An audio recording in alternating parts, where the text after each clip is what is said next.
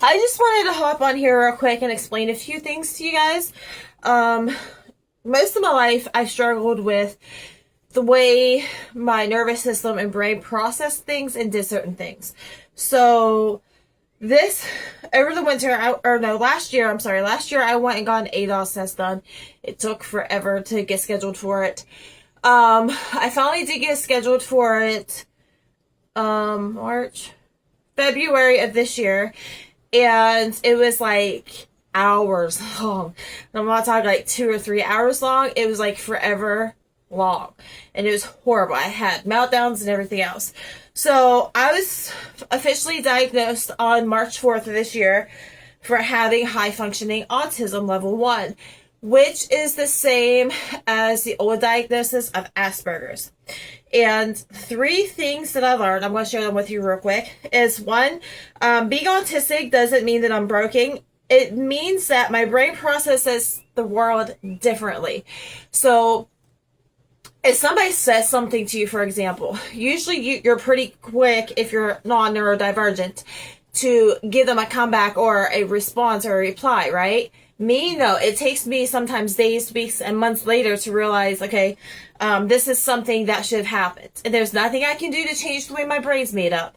But it works as a strength because it allows me to process things on like a deeper level and more, I don't really want to say emotionally because I guess like a bad reputation. But like I feel things more deeply than somebody who is not neurodivergent, somebody who's more neurotypical. Is there anything with that, the way my brain processes things, like having to have notes to do things or whatever, or reminders or whatever, that you noticed that you didn't understand at first? Yes. You do a lot of things differently. You remember things better than I can. Fair enough. Anything else? No. Okay, this brings me to number 2. Something that I've learned is that rest is not laziness. It's just because if you're neurodivergent, our nervous systems, they need peace, routine, and recovery in ways that neurotypical people do not. So there'll be times where I'll be doing something and I'm like really excited about it, and it's afterwards I end up literally falling asleep on the couch, and there's nothing I can do to control that either. So that means I have to be careful on when I drive, how I drive, and all the things. That's why I am very, very, very particular and strict on myself, and extremely mindful on what I allow my brain to absorb, because my brain's like a sponge. It absorbs like everything. Is there anything about my nervous system that you notice, like overstimulation in the stores or anything? I noticed you're overstimulated in stores. And after overstimulation, you have like burnout. You're tired. What does that look like? It's like severe crashing. Okay, so that brings me to example number 3. I spent years trying to fit in, but healing started when I realized that God created me intentionally, and not accidentally, right? So my autism is a part of my story, but not the end of it. So if you're neurodivergent, a lot of us are able to figure out, okay, I can use this as a crutch and be outrageous, or I can find a way to transform this into like a strength and use that because that's what I got given, right? Me, I got fuzzy mama thing, I can't get it.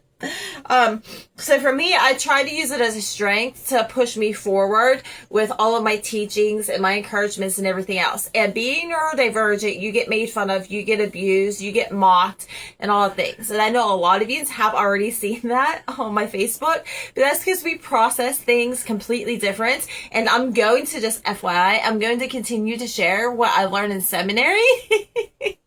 Whether anybody disagrees with it or not. You cannot argue with somebody who has a PhD in Christianity or somebody who is now a scholar of it, because that takes so much more like brain power than I even have, and I have an incredibly high IQ.